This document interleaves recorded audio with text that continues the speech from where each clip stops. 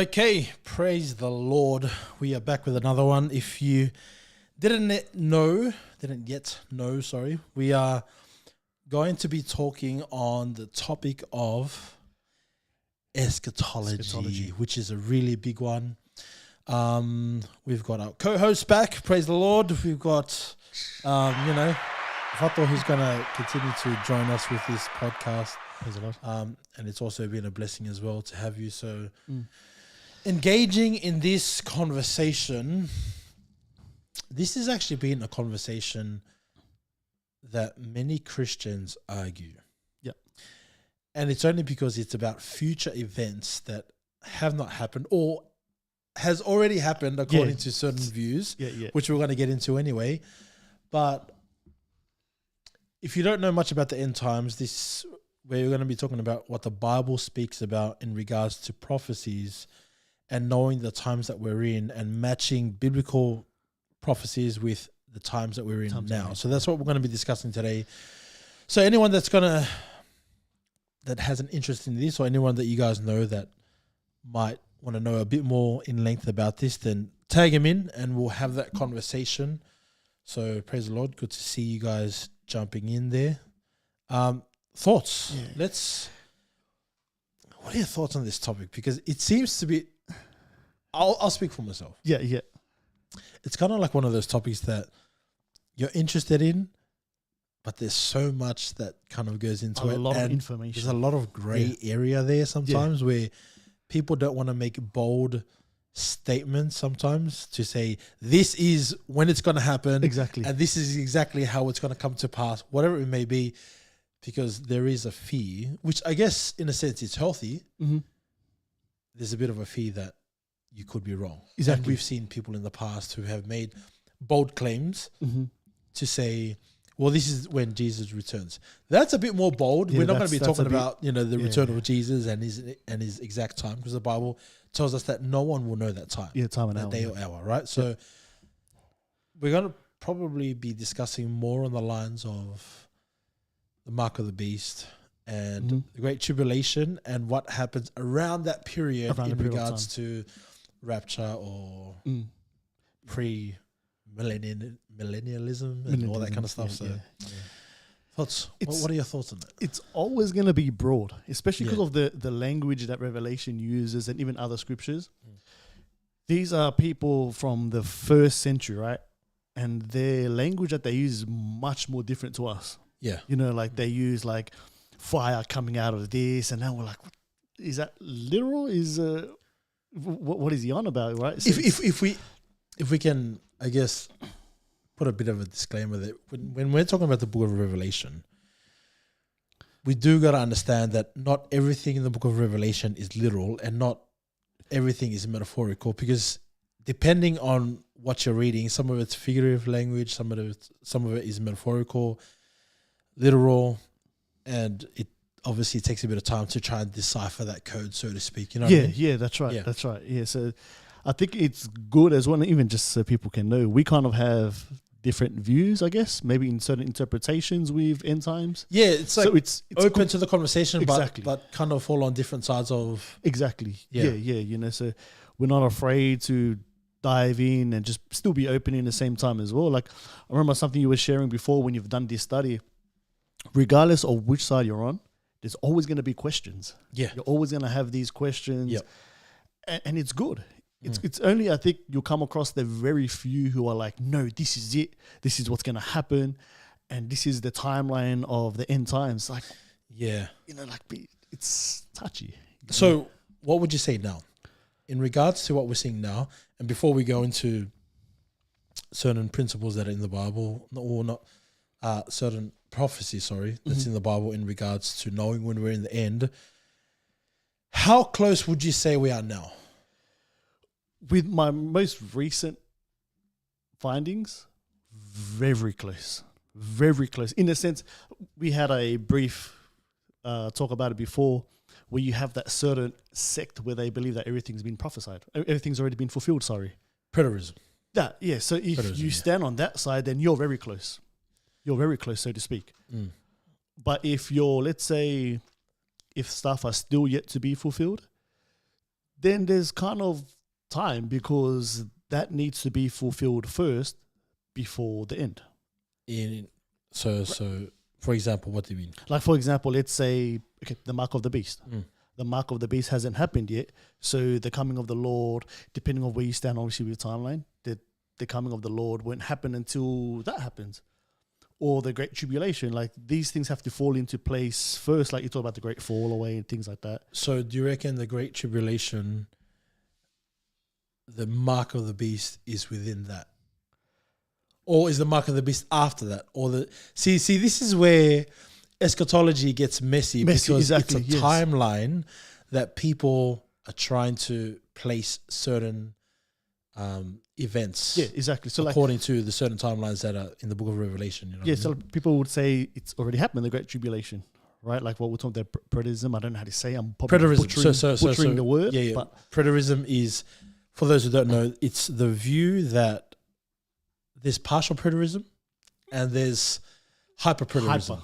So basically what it means is some people believe that a lot of these events have been fulfilled with the destruction of the temple in 70 AD. Mm-hmm. And they say that hyper-preterism says that most of these events have already come to pass and we're just waiting for the Lord to come back, the return of Jesus. Yeah. And partial preterism say that only a few different events were fulfilled, yep, in that time. Yep. And there are still a few of these prophecies that need to come to pass. Yeah. And I think Mark of the Beast is one of the things that they say still hasn't come to pass, right? I'm not too sure. So. I think because I've done some research on this, and there's some people that believe the Mark of the Beast has already came out, and that the beast has already been revealed. I think that's hyper-preterism. I'm not too sure which one if it was hyper or not, but they do believe that it has been, and they point it back to the first century. And it was when I looked at their evidence their case, you can kind of understand where they're coming from. Exactly. Yeah. But then again, I've seen from the other side where it's still being fulfilled. You see the evidence, and you're like, man, like they both seem right, but they can't. That's why it's so hard to make a bold kind of stance on it and say this is exactly what it is. Exactly. Because it should, from what I understand, it should still be open for interpretation. Yeah. But I do understand why people make bold statements, because then how will you ever know, and how will you know if the times have been fulfilled? We are the watchmen on the wall. We should be watching for these times. So this has already been fulfilled. So it does, again, it gets a bit messy because you don't want to be question marking everything and then not knowing anything, but then you don't want to be making so many bold statements to the point where you're not open for interpretation for other events that may or may not have come to pass. You know what I mean? Something that I've did wrong, and I think this should be an encouragement for those who shepherd churches, is, you know how it's very messy. I'll have the mentality to be like, look, regardless of your timeline, whether you believe on how you interpret the end times, just be ready for whatever. But it can be good and bad, where it kind of you would see that as reason not to dive deep into the scriptures.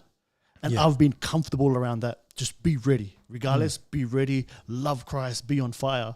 But then you'll have people who genuinely want to know, like, I want to know, like, can you give me a bit of an interpretation? Can you give me a kickstart somewhere so I can know where to go off? And, you know, so I've been comfortable around that. Just be ready. Ready, you know? I think that's probably going to be the main push when it comes to eschatology. Eschatology, yeah, that's right. Only because churches in the past have based their whole theology, or their church is based on end times, which is what we could understand as well, because coming to ministry the first time, there was a lot of end times pushed. And that's not to say that that's an error, but there was also the balance that came out to learn the rest of the gospel as well. So that's right. You know, it is a learning curve, which is fine, because you're going to have seasons in your walk where you're full on into eschatology. Then you're going to be going into church history. Then you're going to be delving into other different topics. Exactly. You know, when you're studying your own Bible and theology or whatever it may be. So that's understandable to a degree. But then when you have churches who base their whole theology on just eschatology, or okay, we are a end times ministry, or we are a deliverance ministry, we are a healing ministry, and it limits them from being able to preach the rest of the gospel, because now you've built an audience based on that category, almost like a subcategory in the Bible. Yeah. Where it's not the whole Bible. You know what I mean? Yeah. So. I remember when I first came to ministry, one of the pastors shared, he goes, we're all around a ministry. Yeah. We deal from Genesis to Revelations. Talk about marriage, we'll talk about marriage. So that's why I was like, okay, awesome. Yeah. That's good. It's good to have it's those. a good learning curve, because you have to have those seasons in your walk where you're delving real deep into a certain topic, just so that you understand your Bible a bit more. But at the same time, you never really stop learning about any topic. Yeah, that's right. Because every topic is just you're just gonna keep adding more depth to it over time. So with this, right? Rapture. So this is where we disagree on rapture. So we agree that rapture is biblical. Yep. The concept of rapture, and those who don't know what rapture is, it's a Greek word in the Bible that's found in 1 Thessalonians chapter 4, verse 17, I think it is, where it uses the word harpazo, which is the Latin word for rapture. And so when people, just so when people make that argument, like the word rapture is not in the Bible, let's not make those silly arguments, you know. Read your Bible, please. So rapture is biblical, but the issue is, where a lot of people have differences, is where it falls on the timeline. The timeline, yep. So the Bible talks about the Great Tribulation, a 7-year period. And again, that's a whole another topic, where it's calculated 7 years through the book of Daniel chapter 7, 8 and 9 and so on and so on. Anyhow, so the Great Tribulation is going to happen, but the issue is, does this happen before the Great Tribulation? Does it happen within the Great Tribulation, mid? Or does it happen post-tribulation? And this is where a lot of Christians have different standpoints on. So how would you summarize your view? I would lean more towards post. Yeah. We disagree. Turn off the podcast. That's it. No, I would lean more, but don't get me wrong, I'm always open to the idea of pre-tribulation and mid. But I think because I've always, you would know, you paid a visit to my house about 6-7 years ago. Remember, we've done a study on it because I had questions about it, right? Yep. Went through the study and everything, and it was good at that time because just needed to see where you guys were coming from. But I think for me, that I lean more towards post, that rapture is going to happen after.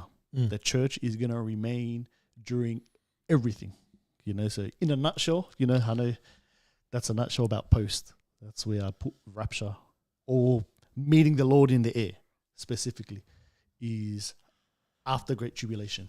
So you're referring to the text in 1 Thessalonians 4, right? Yeah, because he says that we'll meet the Lord in the air. It's always, and even when you see when Paul would speak, or even they would always prepping the church for the Lord coming back, the Lord's return, right? You know, so it worded in different ways, some scriptures, but you do see that it was preparing for the day of the Lord, or meeting the Lord in the air, you know. So, but look, I don't want to place the semantics here or anything, but this is the one thing I couldn't get my mind around, right? Yeah. So with pre-trib, right, you can correct me if I'm misrepresenting it, but they believe that there's a form of meeting Christ in the air. Yes. You know, we get caught up and we meet him in the air. Yep. So my logical mind was like, isn't that Christ coming back? Because we're meeting him in the air. So that's second coming. You know what I mean? So it's like, but I didn't want to play the word game like, oh, he says meet him in the air. So he's, obviously I don't want to make that an argument to think, but I couldn't wrap my head around it. Just for those who don't know the text that we're discussing, it says 1 Thessalonians chapter 4, you can read the whole chapter in your own time, but it says, then we who are alive and remain shall be caught up together, that's the word rapture, caught up, shall be caught up together with them in the clouds to meet the Lord in the air, and thus we shall always be with the Lord. Therefore comfort one another with these words. My understanding on rapture, I lean more towards, and I guess this is a bias only because I've looked more into it on that side. I might conclude otherwise if I look a bit more into the other side, post-tribulation, you know what I mean? So if I from what I've seen, from what I've gathered so far, I've seen that with rapture, there are little, I guess, hints in there that show that the church isn't present when the wrath of God happens. Mm-hmm. So I would draw from Revelation chapter 3, right? Where it talks about, if I can just read that out real quick, that's Revelation chapter 3, I think it's verse 10.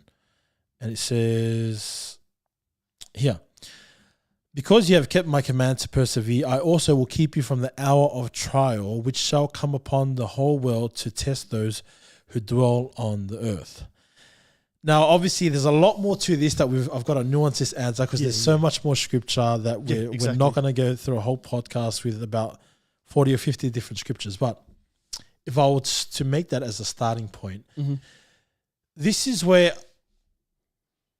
I guess it started to convince me with understanding that rapture could most possibly be pre-tribulation rapture, because it does so show hints and signs that the church isn't present because they've been remaining faithful, which is what we read there. They've been remaining faithful since creation, so to speak, or since Jesus came. Since time of Christ. And so there's this certain hour, and this last hour is typically known as the hour of God's wrath. It's kind of like, if you were to relate that to the book of John, he talks a lot. It's a part of his theme in the book of John, where Jesus specifically talks about the final hour. You know, his hour or his time has not yet come. And that was in regards to the crucifixion and the wrath of God coming upon that. So again, there's correlations in that, but that's another whole connection for another day. But so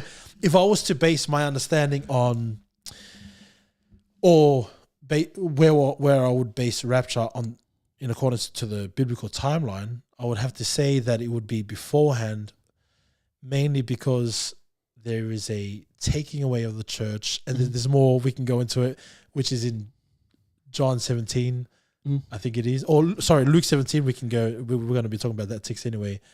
That's kind of where I see where pre-tribulation rapture is. So what's your thoughts? Yeah, I think like what you're talking about, the wrath of God, and I know many people will refer to, the days of Noah.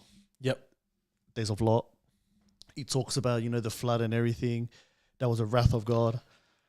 But then you can interpret it both ways, right? You know how we see that there's an escaping from the flood. But when you can interpret it from the perspective of post, is that you can still interpret it from the perspective that they were still present, but they were kept safe. Same thing as Sodom and Gomorrah, right?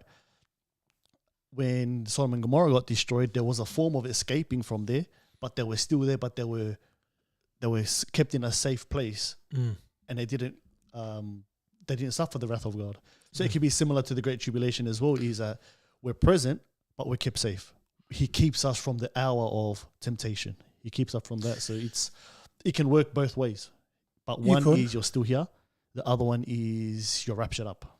This is why I would interpret it differently. Only because if I was to read it, I would just read it for those who are tuning in. It says this. It's in Luke chapter 17.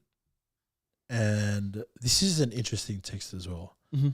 Because this is going to go into the whole mark of the beast thing. Look, let's get into that after this. We've got a video as well to show you guys. Even Joe Rogan was talking about it, you know what I mean? So, Luke chapter 17, it starts from verse, where are we? Verse 26. And as it was in the days of Noah, so it will be also in the days of the Son of Man.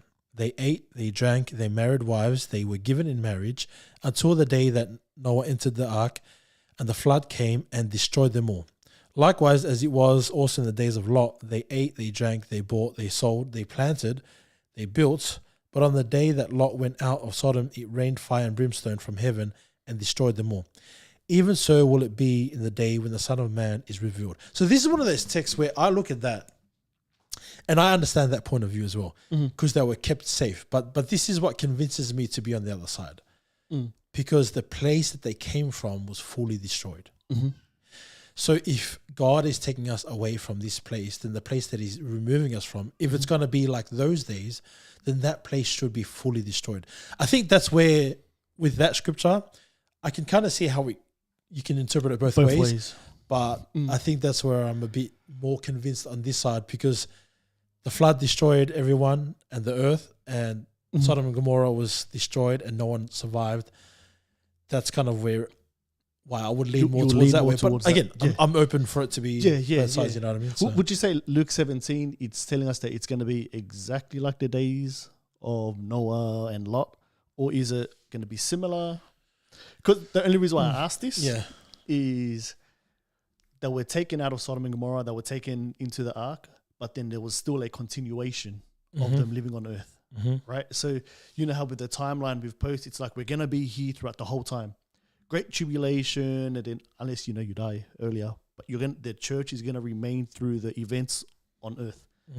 So the same thing that happens in the days of Noah, there was still that continuation. They were kept safe, but then once the waters went down and everything, they stayed on a mountain. Same thing as Sodom and Gomorrah, they migrated somewhere else. So that's why when you see to interpret it both ways, if we say that it's literally going to be exactly the same, then there's going to be a continuation of the church, but they're going to be kept safe. But if it's just saying, no, it's not saying it's going to be exactly the same, it's going to be similar to the days of Noah, then you'll probably lean more towards because pre tells you that there's an escape. There's a worldwide phenomenon, so to speak, and now there's an escape from it. That's if you're going to say it's similar. Because I think as well, it shows that they were living in a whole new place. Technically still on earth, but they weren't in the place that was destroyed. So the whole world is destroyed with a flood. And it's a whole new world with the animals that's come from the previous earth, I guess, and then they repopulate the earth with whoever survived, the 8 people that survived. And then in Sodom and Gomorrah, that place till this day is still destroyed. It's still destroyed. You know what I mean? Like till this day, the place before the flood doesn't exist. It's a whole new world. Maybe that's, I'd say that you could somewhat connect that to a new world, but then you're right. Like we continue on and the world becomes wicked again. So I mean, do we, okay, I'll ask you this question. If that's the wrath of God, would you say that's the final judgment? I don't see it as a final judgment, because I think something as well with people who believe in post-tribulation, they don't see it as one event that happens in history. For example, the wrath of God. It's something that's going to be poured upon unbelievers, right? It gets throughout history.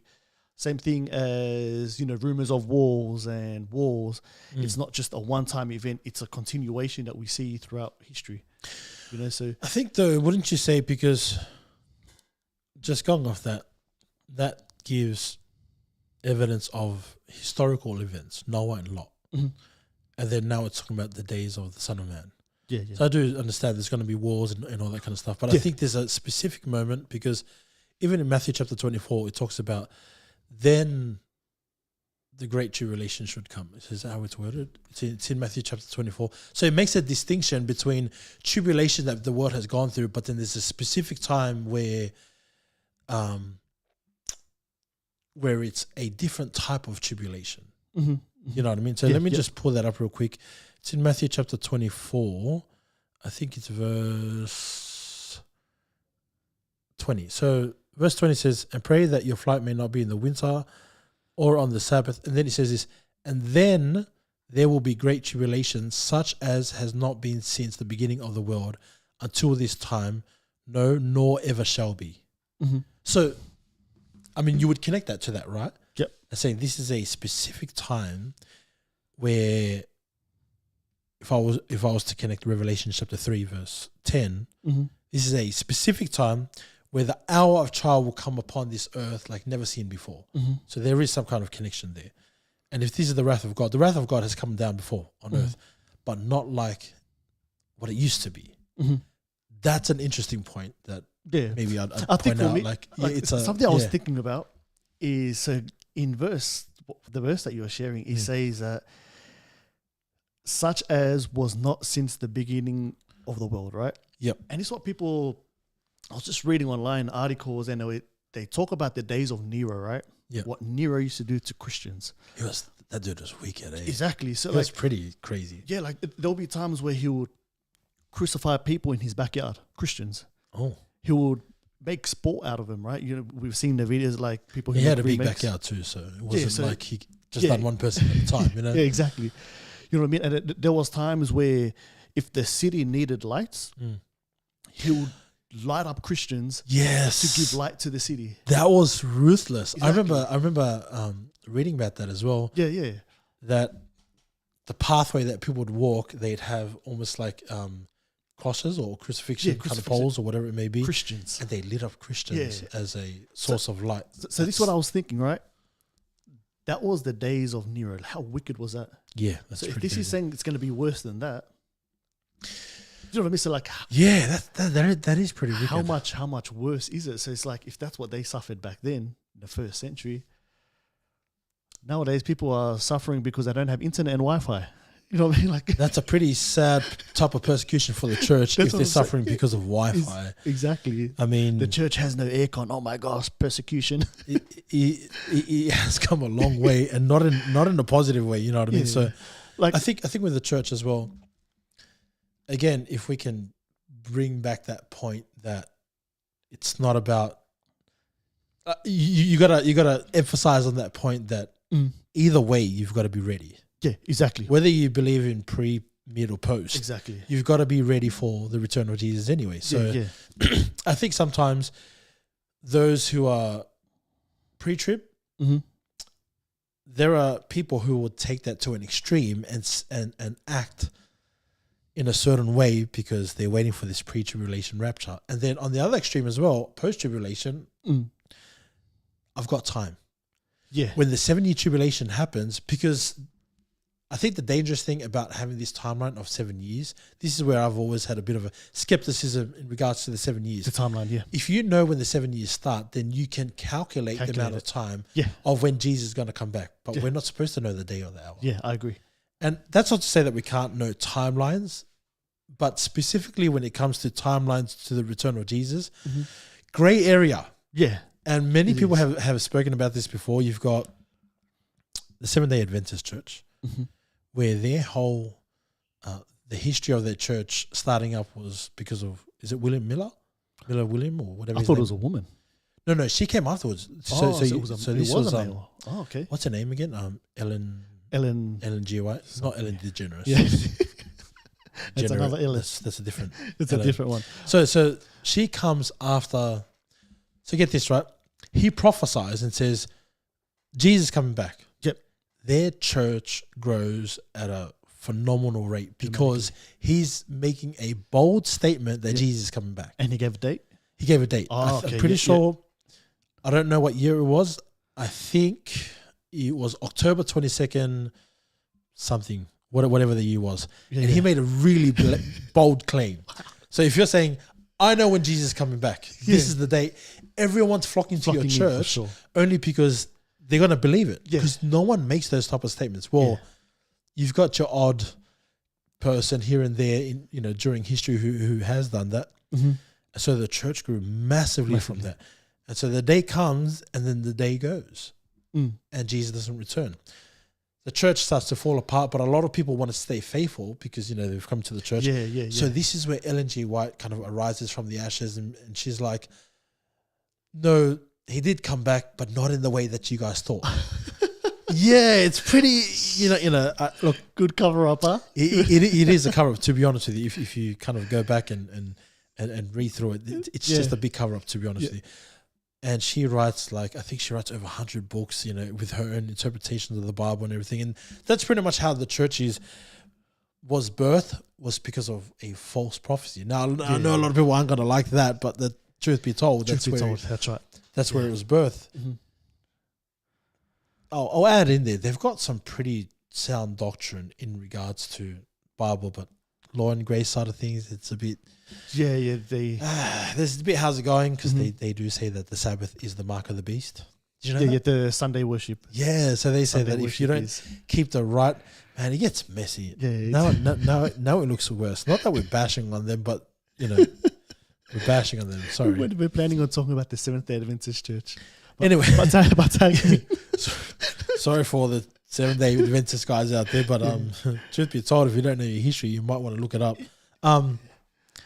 So I guess that's where I kind of stand with rapture, and yes, there's a lot of views on it with preterism versus dispensationalism, and where do you stand on that? So the other side of preterism is where most people stand, which is where we would stand, is that these prophecies are dispensed over time.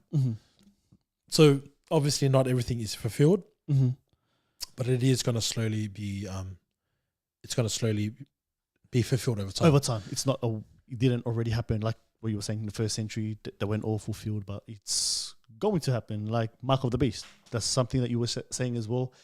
They believe that it already happened, all happened in the first century, but now we are more on the other side where it hasn't happened yet, but it will happen. Whether it's during the Great Tribulation, before the Great Tribulation, but it hasn't happened yet.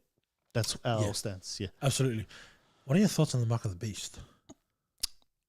It's touchy, and I don't know, because like this is where I'm at, right? We're talking about that video that had surfaced recently. It's going around where apparently there's talk about paying people $2,000 a month if you get a chip implanted in you. But I was thinking something in Revelations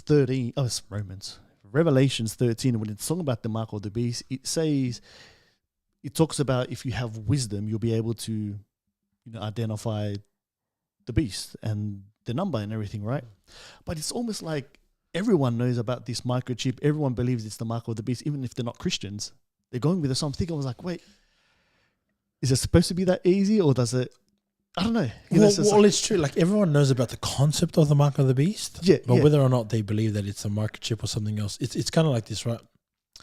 When the whole COVID being jabbed came out, and some people were on that bus. This is the Mark of the Beast. If you get the vaccine, then you're gonna, this is the Mark of the Beast. But obviously that wasn't the case. But I had a guy from work, not a Christian. He's probably the most far from Christian person that I know. But he was so adamant that he wasn't going to get the vaccine. He ended up getting it. It's a bit sad. He ended up getting it. But the point is, he was ranting on and on about this vaccine and what it is. And I said, so what are your thoughts on it? And he goes, this thing is, I'm telling you now, it's going to be the Mark of the Beast. I said, all right, talk to me about it. Yeah. It got me curious because I'm like, this guy's not a Christian at all. So he starts saying, first it's the jab, then it's going to be the chip. And then I'm like, oh, okay. So this is an atheist, or probably not a self-proclaiming atheist, but somebody that doesn't believe God. Yeah. He knows about the Mark of the Beast. He's heard about it. So it's not like it's an uncommon topic that people don't know about. You know what I mean? This is been spoken about. We were taught, we got taught this stuff when we were young. Yeah. Don't get the chip. I had no idea what they were talking about. But I remember growing up, I had this knowledge when I was young. And I wasn't saved. It's just something that, a topic of discussion that is very touchy. It's a bit grey. But most people would say it's the chip. It's the chip that's the Mark of the Beast. Yeah, so. I have a theory. I have a theory on what the Mark of the Beast is. Okay, so. Okay. It's going to be interesting. All right. You want to hear my eschatological view on this? Let's hear it. I would say if you read in Revelation chapter 13. Yep. There's a lot in there, right? There's quite a lot in there that talks about the beast, the second beast, the worshipping of the image, and then talks about the Mark of the Beast. So if I can just put that in a quick little paraphrasing sentence. So it does talk about it in depth, and it's a lot of metaphorical, figurative type of language. Yep. So this is my theory on it. So don't jump on this, guys. But this is something that I spoke to you about years ago. Yeah, I remember. And you looked at me like I was a bit crazy, and I was like, I laughed. You laughed at it, right? And I was like, look, that's just me. It's only because I invested time into looking into it. And for me, it got me quite curious. So when I started seeing other people, but then, yeah, when you're biased, you're gonna find people just like YouTube, they're gonna recommend videos according to what you've been looking into. So when I started seeing other preachers talk about this being the second beast, and how the mark of the beast comes out of that, it kind of gave me this confidence. Okay, somebody else is picking up on it. There are other people who believe in the same thing. So this is my theory. Let me get to it. Let me get to the book of Revelation so that I'm not just,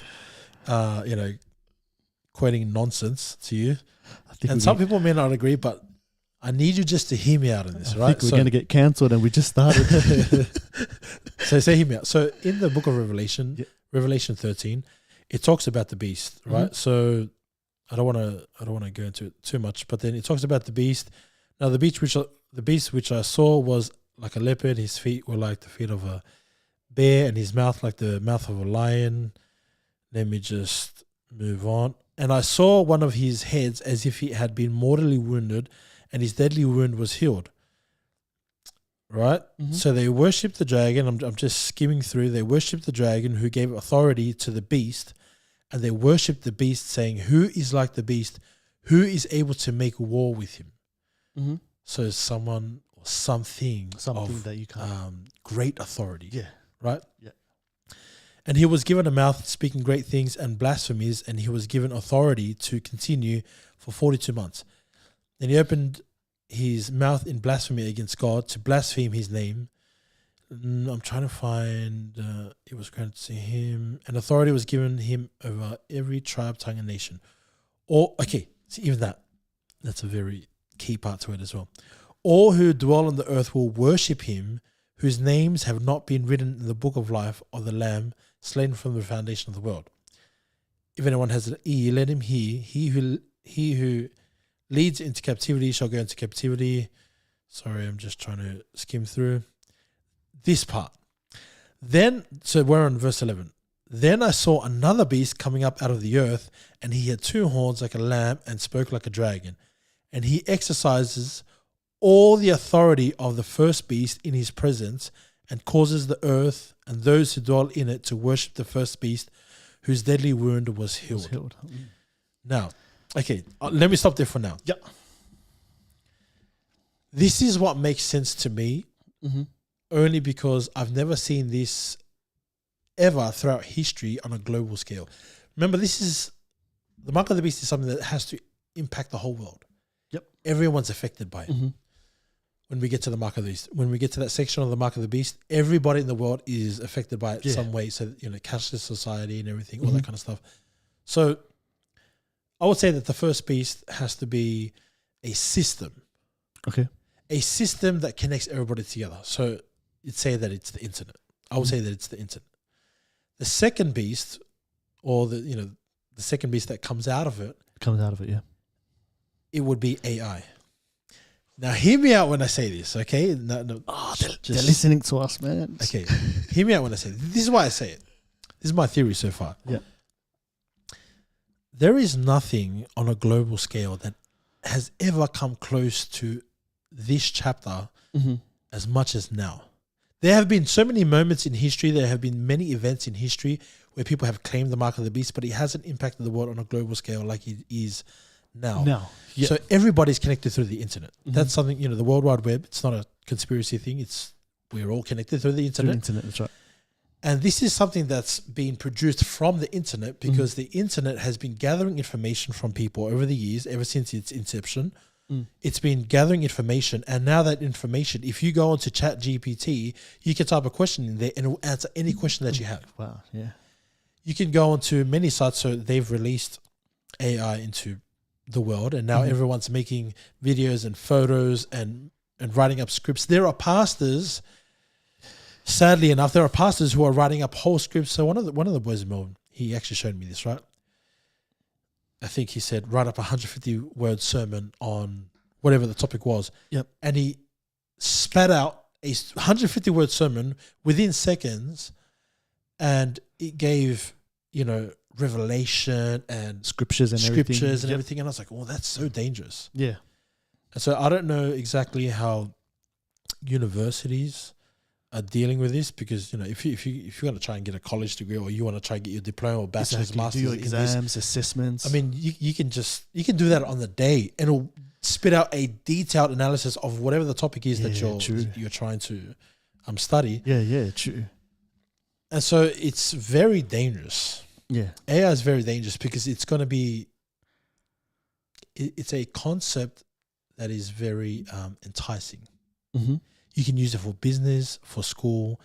It's used in everyday life. Mm-hmm. We use it for our systems, our train, the train stations. We use it for the infrastructure of how everything's built, data collection. It's all run by AI. AI, yeah. A lot of people actually don't know that how much AI has affected this world before they even heard about Chat GPT and all that kind of stuff. The access that they have to it now. It's on a global scale. So let me get back to my little theory, right? This is the reason why I'm more and more convinced about it. Now, it could be something else. I'm open to the idea. Yeah. It absolutely could be something else. But when I look at AI, it's something that's come out of, it's been birthed from the internet. Mm-hmm. But also as well, here's one of the key parts that really gets me. It says, verse 12, and he exercises all the authority of the first beast in his presence, and causes the earth and those who dwell in it to worship the first beast. Sorry, we went through that, right? That was one we just read. Verse 14, and he deceives those who dwell on the earth by those signs which he was granted to do in the sight of the beast, telling those who dwell on the earth to make an image to the beast who was wounded by the sword and lived. He was granted power to give breath to the image of the beast, that the image of the beast should both speak and cause as many as would not worship the image of the beast to be killed. It says that the image of the beast should both speak and cause as many as would not worship. So it causes it to speak. The internet can't speak, but AI can. True. They have all the robots and everything. Do you know what I mean? Yeah. Like AI can speak. Like people are doing videos. You can make your own little shorts or long form content on YouTube or wherever it may be, and you can get AI voices to speak for you. Yeah, and they can mimic other people's voices. Yep. Yeah. Mimic other people's voices. It speaks to you right now with your own phone through Siri and Siri, hello Google, and Google and all the assistants that speak to you, and then you just speak your commands into it, and then you know what I mean. So that's kind of like where I'm at with it so far. But the other point that I want to make on to that, it says it's going to cause everyone to worship the image, and those who don't worship the image are going to be killed. Here's one of the things that people might not understand. If you look at what image is in the Bible, you go back to the beginning, the image isn't so much a picture of what you can see, but it was more so characteristics. When we were made in the image of God, we don't have red fiery eyes and hair white as snow. We're not glowing, so to speak. So we're not made in the image of God according to a physical picture. Look, We're made according to the characteristics of God. Yeah, right? Gotcha. Mm-hmm. So when it talks about people worshipping the image, it's gonna be, it's about worshipping the character. Now let me rephrase it a little bit. Worshipping in the Bible isn't just bowing down to the statue of Nebuchadnezzar, so to speak. Yeah. Worshipping also, what we understand biblically, is when you surrender or yield yourself over to. Yeah, gotcha.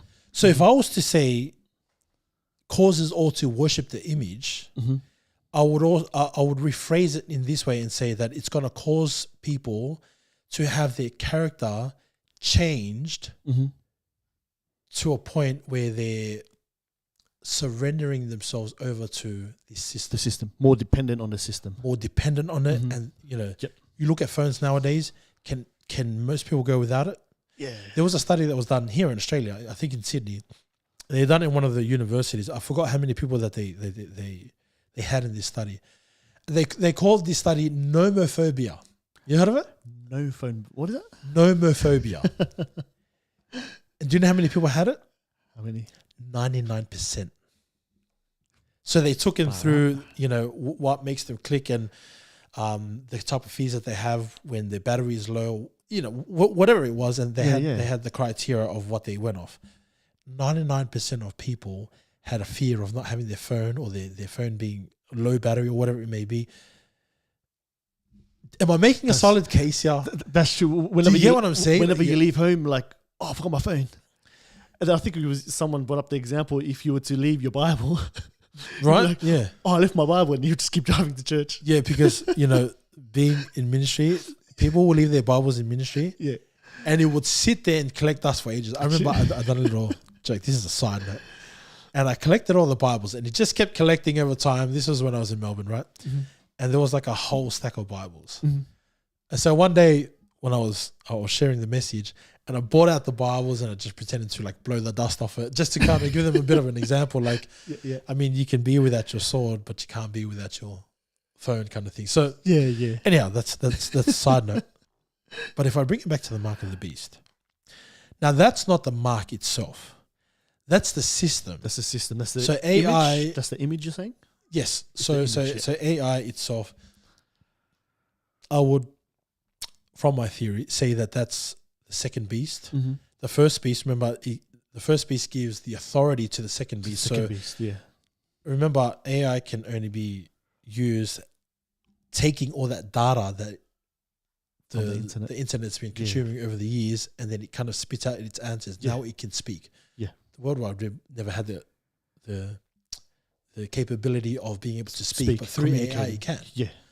So that's the worshipping of the image when your character is changed and is so dependent on the system. Yeah. And then the mark of the beast is something that's going to permanently connect you to the system. The system. Yeah, yeah. There's a permanent connection that it's going to give you. So it's weird because I think sometimes people have the mentality where, we can have all this stuff, but, when the mark of the beast comes, then I'm just not going to take it. Yeah. That's so wrong. I'll tell you what. People think that they can just up and leave and go live in the wilderness. Yeah, that's true. First of all, your fire's made for you in your on your gas stove. You only need to turn it on. You're not smashing rocks together or twiddling sticks and everything. So you're not doing any of that. To think that you're just going to be self-dependent and just walk out there into the wilderness and live and be so dependent on God, you're not, because if you're not living that lifestyle now, then you're not going to be able to live that when the mark of the beast comes out. Mm-hmm. If you don't adopt your character now to godly principles, then you're going to be so used to depending on the world that you can't leave system. It. Yeah, that's right. You know what I mean? Yeah, so comfortable with the system. But it's touchy, but with the theory. Like it is touchy. 100% it's touchy. Like it's like, remember, it's a theory. It's a theory. Yeah. It's not like this is what we believe. We're going to anathematize you if you don't agree with us. But I think it's just more like we use the internet every day. That's right. And AI, you can use AI. There's certain benefits, I guess, you can use, right? Getting information, like quick. Okay, I want to know about like this date and everything, and you can use AI. So it's like, where's the line, so to speak, when you start talking about it's the beast is the internet, then from the internet you birth the image, and the image is AI. It's almost like we can use it to certain extents. We can maybe use the internet now and we can use AI now and everything, but it's only until the actual mark is thing, then that's when we shouldn't be taking it about. I think that's where people get it wrong, because they think that their character is going to continue to be molded and dependent on the system, that they can just get away from it. You can't, because it's kind of like saying, when people have an addiction to something, it doesn't just disappear overnight. Addiction, that's right. Yeah, because of the dopamine releases that you're so used to. It takes time for that to come down to a certain balanced level. Mm-hmm. And to think that we're just going to up and leave and never take the mark of the beast, well, if you're not training yourself up for it now, then you're definitely not going to, you might not even discern it. And even if you do discern it, you'll justify yourself. I can't be the mark of the beast because the mark of the beast is this. And it's just kind of like what we've seen with the vaccines or the COVID jab and whatever it may be. There are people who I spoke to, right? I don't speak this in a condemnation way, but they were so adamant that they weren't going to get it. And even when they spoke about this could be the mark of the beast, we had our conversations. Look, I personally don't think it's the mark of the beast. Blah, blah, blah, blah. That's our whole conversation. But they were so adamant that they weren't going to get it. But then afterwards, they went and got it. Because the main reason, because they were working. And to continue to work in your job, you had to be vaccinated. Yeah. So this is why, again, you can hold a stance for so long. Yeah. But then when things are stripped away from you, how are you going to really react? You can say to people, look, I don't want to do this. This is where my stance is because this is the conviction I have from the Holy Spirit. And then to come back a week later and say, look, maybe that's not my view. Maybe I think I just heard it from somebody else. And all these justifications happen. It's like, well, if you can't be faithful in the little convictions, what makes you think you're going to be faithful in the bigger ones? Yeah, that's right. Yeah. You know what I mean? So let's say your theory is correct. Yep. Would you say then that the usage of it is not wrong, but it's the dependency on it is wrong? For example, like pastors who use AI to get their sermons and everything, that's when you'll start putting your questions on like the dependency on it. But if you're using it, like we use it, you want to do net banking, you got to use the internet, right? You got to check how much is in your account, use net banking and everything. So let's say if it is, hypothetically speaking, using it is not the bad thing. It's when we're so dependent on it. Well, this is the thing. The whole agenda behind it, from what I can see, is to make you dependent on it. I don't think you can separate it. I don't think in a way that you can separate it in a way where you can say, you can use it, but don't be dependent on it because it's made to make you dependent. For example, when people go on social media, the reason why they're so addicted to it is because they do little things like or love heart or whatever the little things are nowadays, or, to view the video and to like, these are made for you to take your attention and feel a certain way when somebody likes your video. These are little pockets of dopamine. We've talked about this at length, right? Yeah. So that's just social media because it's a platform that entertains you for a certain period of time and it keeps you attracted, so to speak. Yeah. They're made to take your attention. And when your attention is taken from that and you're entertained by it, you don't know how to be entertained by anything else. That's why when people read their Bible, it's hard for them to read it because it's not entertaining enough. Yeah. You know what I mean? Gotcha. They're so used to social media, the internet, flicking here, likes, views and everything. But I think the only reason why I asked was, if it's right, the theory is right, then internet and AI and everything should be stripped away. You know what I mean? That's what I specifically asked. It's not the usage, but it's the dependency. Yeah. So I think this is how I see it, right? You can't. It's going to get to a point where you can't buy or sell unless you have the mark of the beast. Yeah. But that's not going to come out unless the world is slowly shifting towards that direction. So now it is. Before it was just all cash and everyone had cash.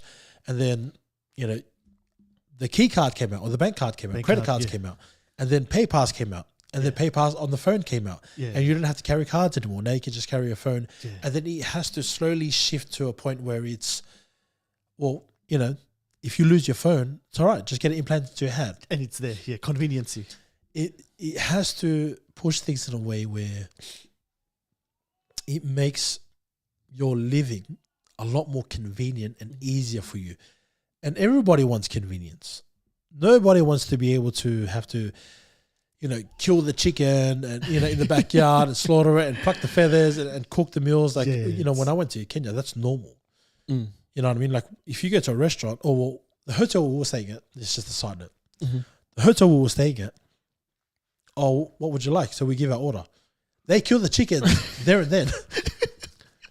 They go to the back of the kitchen.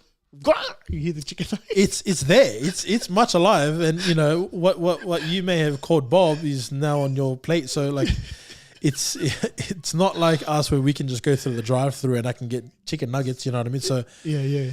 They live in a much different world. So like the Western world, it's westernized in such a way where convenience.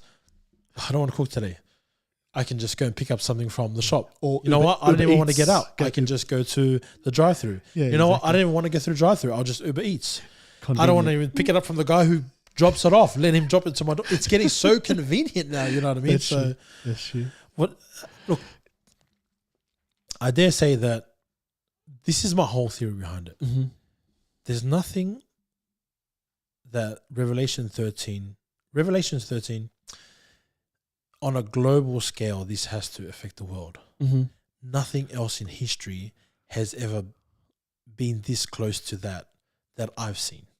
Yeah. There have been events in history, there have been moments in history where people have claimed the mark of the beast, but no one in the world in those times were connected.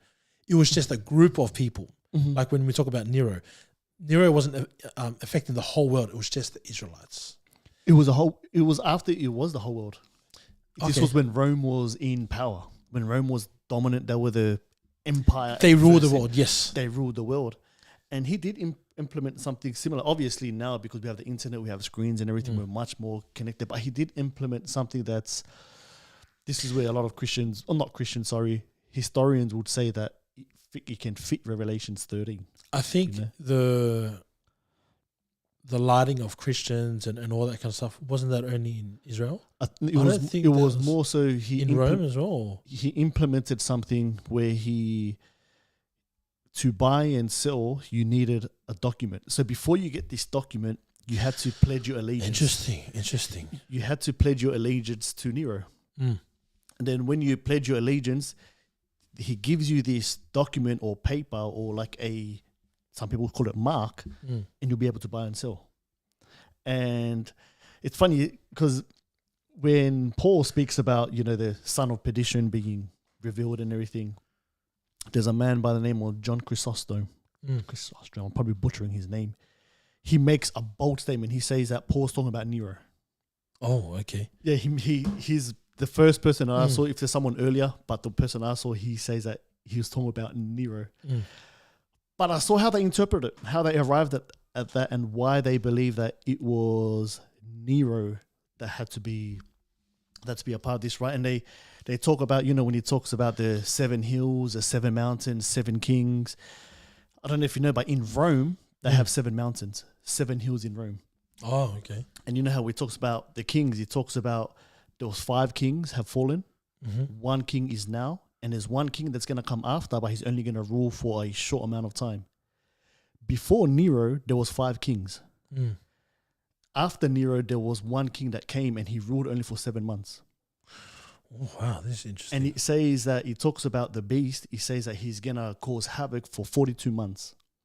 When Nero started to persecute the Christians, it was around, if I can just get up real quick, when he started to persecute the Christians, he started at around 64 AD, November-ish, people say. Yeah. And he ended it around in June 68 AD, which was 42 months. That's good. Yes, so like, wow. When I saw I can see the view. The other side of the view. Preterists. Exactly. That's because interesting. of all that. I never knew about that. Yeah. So that's what when I see now, it's like that's why they make this stance that the mark of the beast has already came, because Nero done that, and he was a wicked person, right?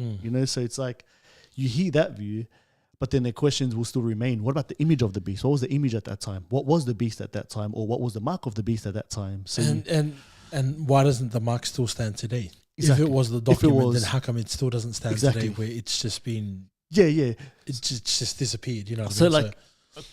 Can't find the answers because those questions weren't asked at that time, So it's a bit more difficult to. That's a good one. That's a good one. Yeah. It's pretty interesting when I was reading it. So I was like, wow, the 7 hills in Rome. I didn't know that they had 7 hills, 7 mountains. I think as well, when we're looking at the mark of the beast and not being able to buy and sell, I think that's one of the things that's got to come into play as well. On a global scale, it's got to be a one world currency. Yeah. Whereas back then there were different currencies and everything. Yeah, they still had. Yeah, that's right. So I think tying that all together as well to try and find every piece of the puzzle that fits. You know what I mean? So does that fit the claim? Would you say that now, today, in this age, fits that claim a lot more according to Revelation chapter 13 than what Nero's time did? It would seem so, because Revelation 13, it seems like that's what it's going to be. The beast and everything. But with Nero's one, it happened, but then it's gone. You know what I mean? It's not supposed to be something that's just history. Yeah. It's a way of life after that. Exactly. And if that way of life hasn't continued, then you'd have to conclude that it's something else. Exactly, because it talks about like the Christians are like mourning, and it says, and if the days are shortened for the saints' sake, so like there's troublesome times, and it happens for a long time where they're just wanting him to come back. So it's Nero's one.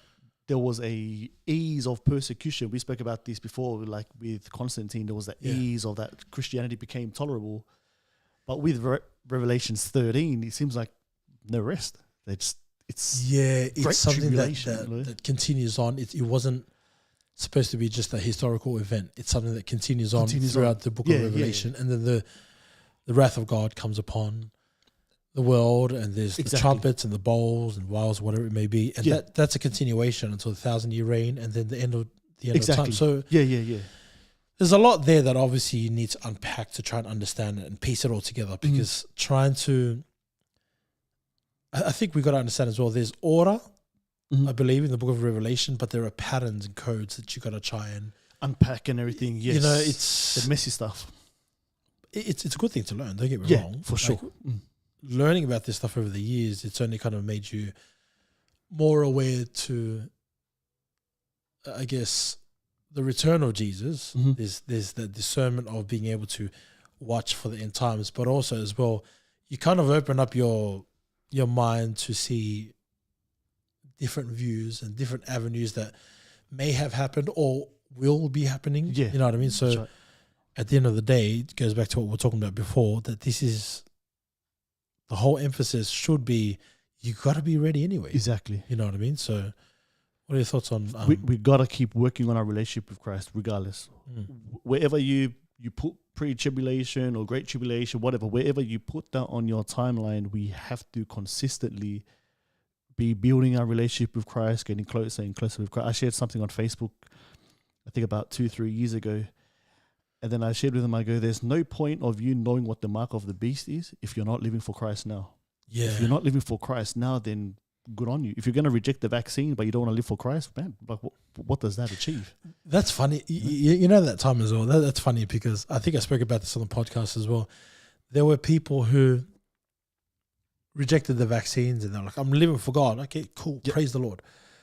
But then they were going around and getting those fake, what are those fake documents so that proves that you're that tells that you're vaccinated. Yeah, it shows people that you've been, it's some kind of vaccine passport. It shows that you've been vaccinated so that they can continue to go and buy and sell. I'm like, well, even if you have the view that this is the mark of the beast, you're still lying to try and buy and sell. Exactly. To try and trade, you know what I mean? So that still doesn't make sense. Did you know Joe Rogan spoke about this? And I want to show you a little clip. Now, for those who are listening in, there's a bit of swearing in here, so you might not want to let your children watch this because I don't know how to blur out this swearing. But he actually, and this wasn't too long ago as well. Yeah, he actually spoke about, started reading about. Let me just pull this up real quick. Now listen to the conversation. Again, there's a bit of swearing in here, so if you don't want your children to listen, probably a good time to, block their ears. Their ears. Let's have a listen to this. Give me 1 second. One day in the future, everything will be traceable. That's right. And that's, this is where being raised an Episcopalian, in the book of Revelations, as a Christian, you're going to read it. This is where I get scared because it's too similar to the mark of the beast. It's too similar to exactly what it says. You won't be able to trade. You won't be able to do anything unless you have the mark, unless you bear the mark. So what is that in that term? How is that described? How is the mark of the beast described in the Bible? Well, we should read it. It's Joe Rogan. Yeah, talking about reading the Bible, and he's not a Christian. He's not a Christian, and he's definitely somebody that goes against. Yeah, and he's open about it as well. He's open about where he stands with. Funnily enough, he actually interviews a lot of people that are Christian. But anyhow, praise the Lord. Let's listen to what he has to say. Because I think you're onto something. We're now officially podcasting. This is fucking it. We're opening up the book of Revelations. Sorry, guys. We're in now. Yeah. The mark of the beast. It's like you can't do anything. You can't sell. You can't. If you don't take the mark, you're fucked. I mean, that's that. Like if you remove, I don't know if this guy's a Christian. The ability to trade currency in a private way. Probably not. Yeah. You now you are now controlled. Probably you are now not the best monitored. investment. That's like or. Then I saw another beast rising out of the earth. It had 2 horns like a lamb, and it spoke like a dragon.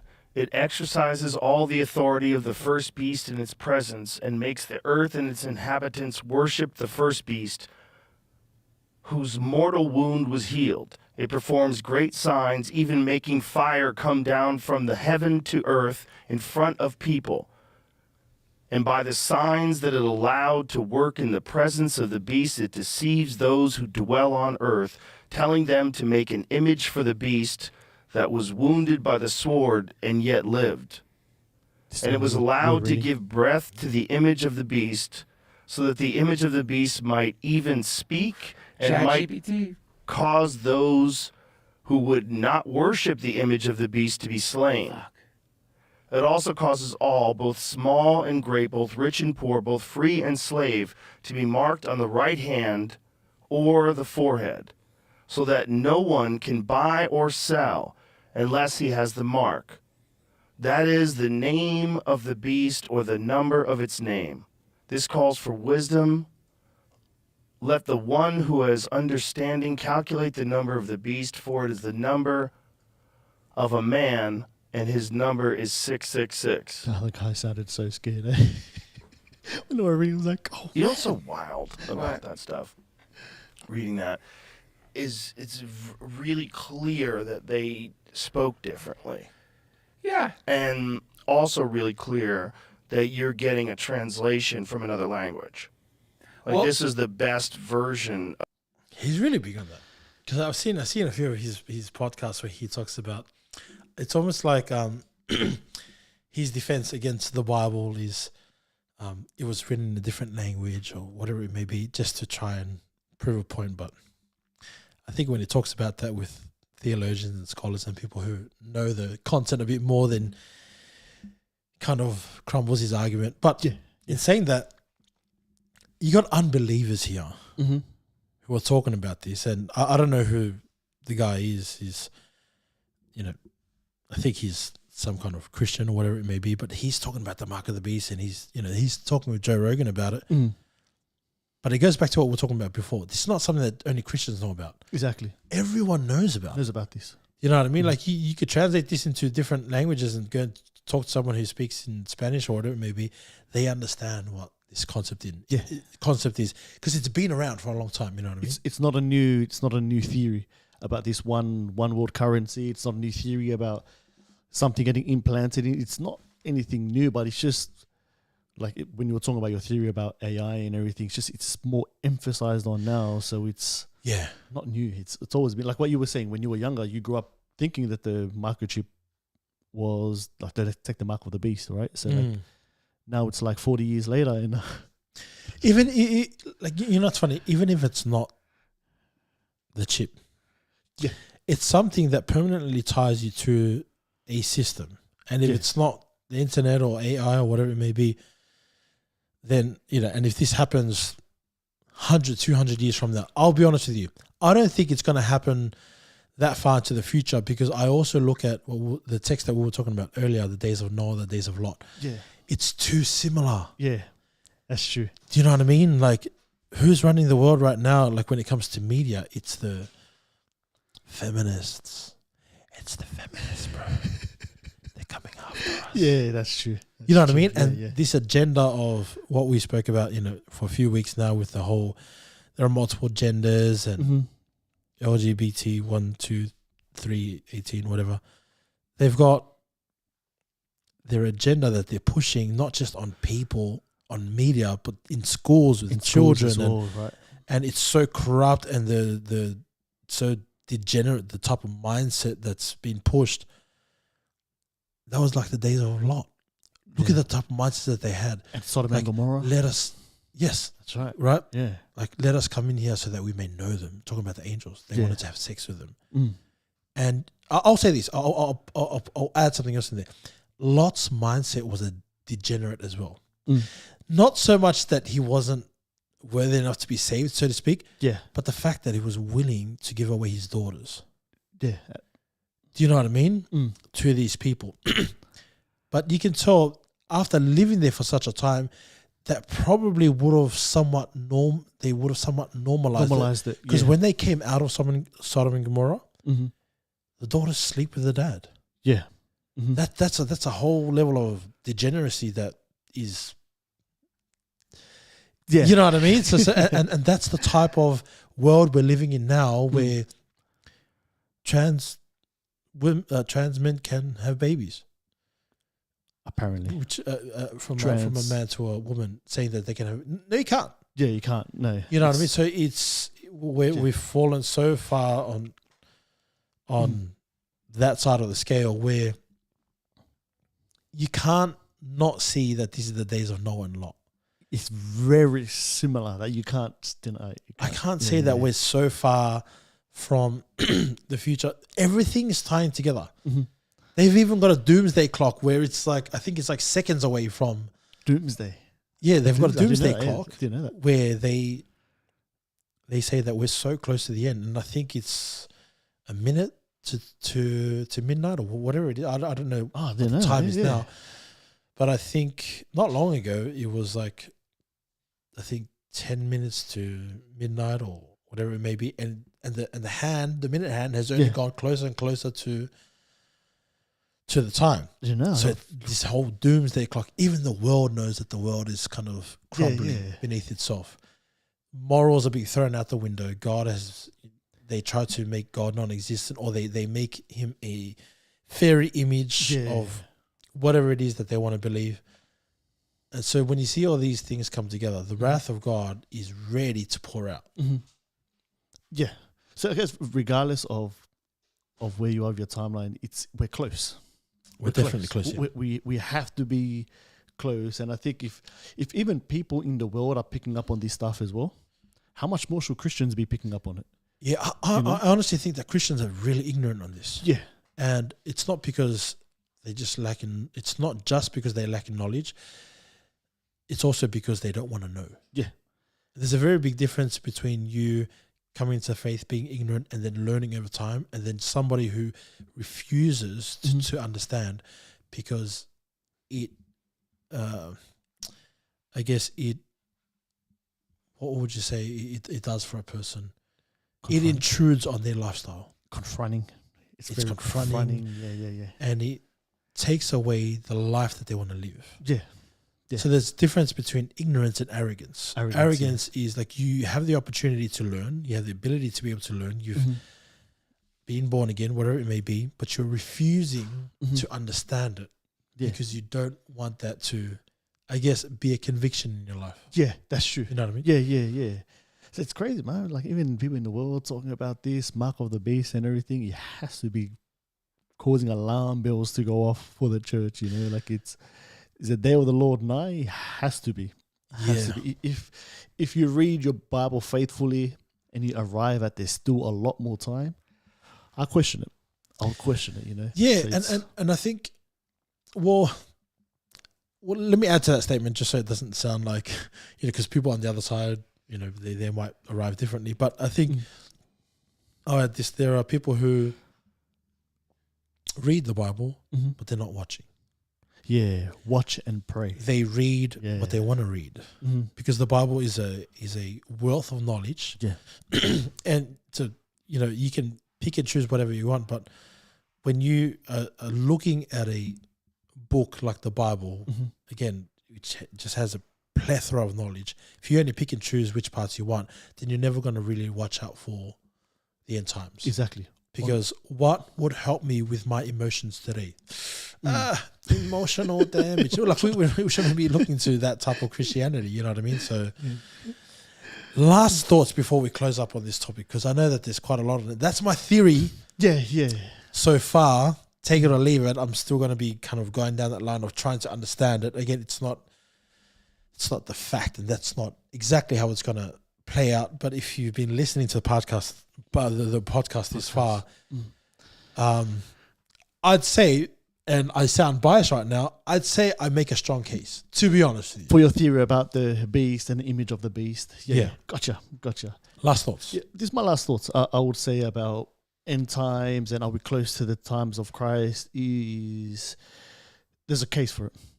We are very close to the time of Christ and everything. And what I can share with people who look into these stuff, be open, watch and pray. And continue to love Christ, build on your relationship regardless of your interpretation. Well, that's pretty much it from us. If you want to know a bit more about this, obviously there's a ton of content out there in regards to the book of Revelation, trying to understand the mark of the beast. But I think as well, there are many people who will stay ignorant. They won't want to know that far into the future, so to speak. And if we're not going to be willing to understand what God is trying to speak through the word of God and discern the times that we're at, then you got to be careful lest your ignorance catches you on the day when the Lord returns. So I'll leave that as a final thought and hope to catch you guys on the next one. Be blessed.